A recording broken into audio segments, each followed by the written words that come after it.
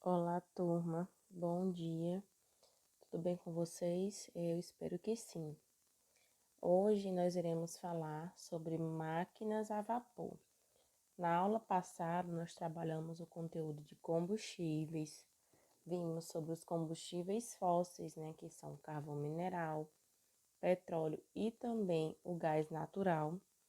Vimos o seu processo de formação, tanto do carvão mineral, que acontece pelo soterramento, do material, e após milhões e milhões de anos, ele foi se formando. Vimos também como é feita a extração do carvão mineral, que é através da mineração. O carvão, ele é uma importante fonte de energia para a industrialização.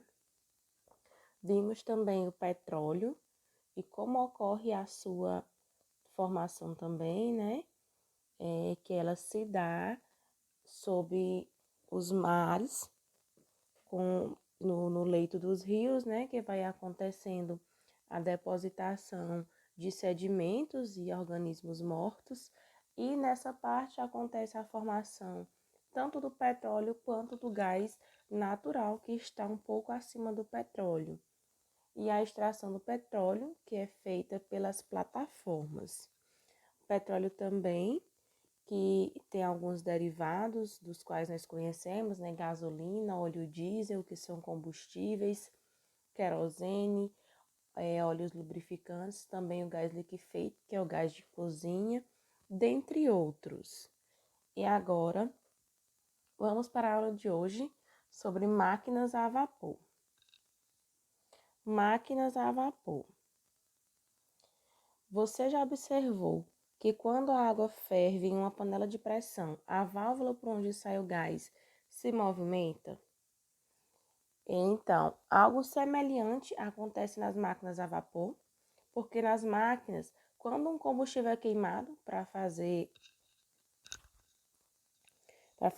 a água ferver, o vapor que escapa é usado para mover uma peça ou alguma engrenagem que desenvolve um trabalho nesta máquina. Aí nós temos aqui a representação da panela de pressão, e aqui embaixo está o fogo, que aquece o produto de dentro dessa panela, e aqui é a válvula que se movimenta, liberando o vapor que é obtido durante este processo. A máquina a vapor ou motor a vapor é uma máquina térmica. As máquinas térmicas realizam trabalhos pelas trocas de calor, A energia térmica flui na forma de calor das partes mais quentes, ou seja, a que tem maior temperatura, dentro do equipamento, para as partes menos quentes, aquela que tem a menor temperatura. E parte dessa energia é transformada em trabalho, movimentando pistões e rodas, por exemplo, que são componentes da máquina. Nós temos aqui também a representação de uma máquina a vapor. Nela nós temos aqui o combustível, Nós podemos enxergar a labareda. Nessa parte aqui, o calor, o vapor que é produzido com esse combustível. Aqui a água em ebulição, ou seja, no processo, ela está se transformando do estado líquido para o estado gasoso. E aqui por esse tubo ele passa o calor, e aí tem uma válvula, ele sobe aqui onde vai movimentar esse pistão que é acionado, e gera movimento aqui nesta peça da máquina. Nós temos também aqui o condensador, a saída de água quente e também aqui embaixo a entrada de água para refrigeração. É um pequeno exemplo de máquina térmica. História das máquinas térmicas.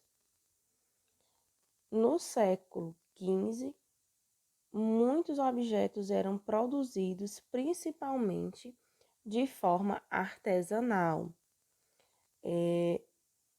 A técnica de produção ela era passada de pessoa para pessoa, ou seja, de um artesão para o outro, que era desenvolvidas as atividades nesta empresa, nesta fábrica. Cada pessoa realizava todas as etapas do processo. Nessa época, a maioria da população europeia vivia no campo e produzia aquilo que consumia. No século XVIII, grande parte da população passou a ser realizada, grande parte da produção passou a ser realizada por máquinas e operários. Desta forma, as indústrias, elas haviam a divisão do trabalho entre máquina e pessoas, o que aumentava a velocidade de produção das mercadorias e diminuía os custos do processo. Com a divisão do trabalho, cada operário fazia apenas uma tarefa durante a etapa de produção, em vez de participar de todas as etapas do processo, como era feito no processo artesanal. No processo artesanal, eles tinham que fazer todas as etapas do processo para aquela construção. Essas mudanças, elas começaram na Inglaterra e se espalharam aos poucos para o restante da Europa e outras regiões do mundo, impulsionando uma série de transformações econômicas e sociais. A economia da Europa, que era baseada principalmente na agricultura, ela passou a se industrializar cada vez mais. E grande parte da população que vivia no campo começou a migrar para as cidades, onde estavam as indústrias e os portos. Os portos que eram os locais de chegada e de saída de matéria-prima e também das mercadorias. A máquina a vapor passou a ser empregada para extrair minério e fabricar mercadorias antes feitas à mão, como, por exemplo, tecidos de algodão, que passaram a ser produzidos na indústria têxtil, com o uso do tear mecânico, ao invés de um processo manual, que a queima de carvão nessas máquinas gerava uma fonte de energia maior do que podia oferecer a força dos seres humanos ou de animais, que antes eram utilizados como o boi e o cavalo. Mas, no entanto, essa queima também produzia uma série de efeitos negativos no ambiente.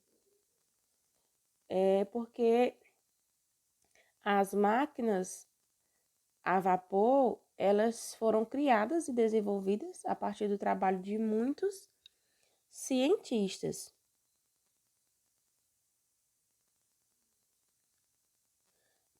Nos transportes, o navio a vapor passou a substituir barcos à vela e locomovia a vapor, e a locomotiva a vapor substituiu o transporte a cavalo,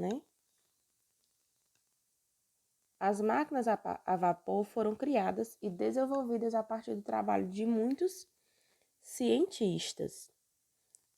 Muitos cientistas que contribuíram durante todo esse processo, pois ao longo do trabalho delas que foram criadas, algumas falhas eram existentes e muitos cientistas contribuíram.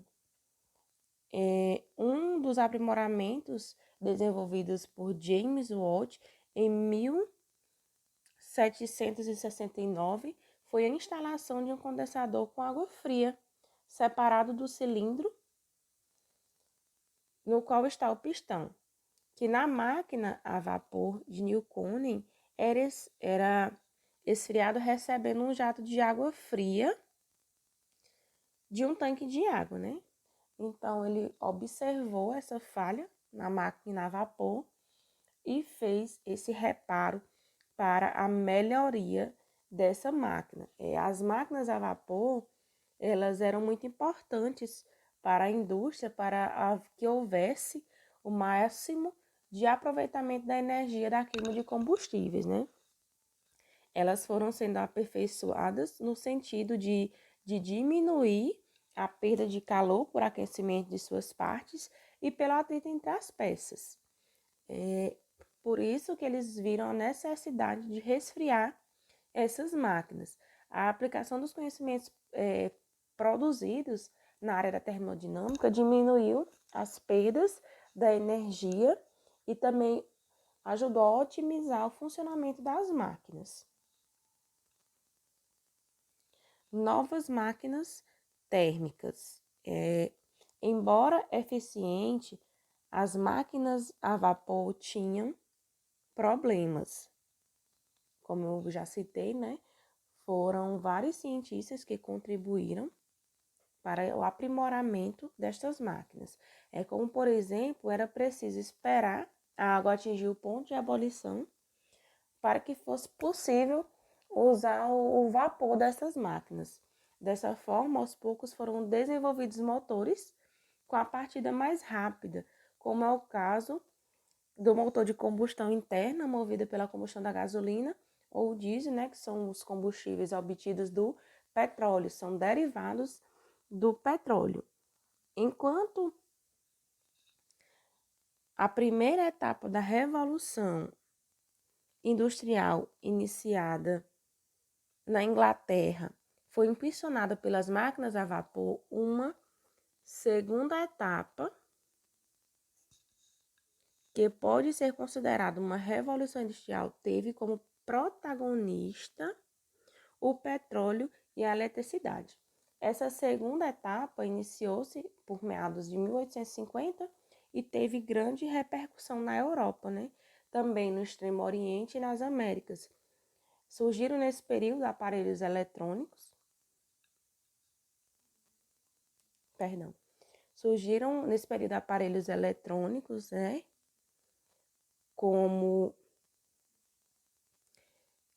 rádio e televisão, também novos veículos, que foram automóveis, caminhões e aviões, e novas técnicas de iluminação. Os lampiões e o gás foram substituídos por lâmpadas que funcionavam com energia elétrica. Atualmente, o sistema a vapor é usado em usinas termoelétricas e termonucleares, em que a energia de um combustível fóssil, nas usinas termoelétricas ou de uma reação atômica, né, controlada, da usina termonuclear, é usada para aquecer a água e fazer o vapor movimentar as pás de uma turbina. Desta forma, gerando energia elétrica como nós conhecemos. Pessoal, por hoje é só.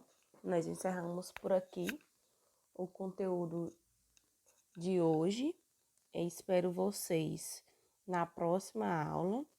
Foi um prazer e não deixem de realizar as atividades propostas que serão postadas no final da semana.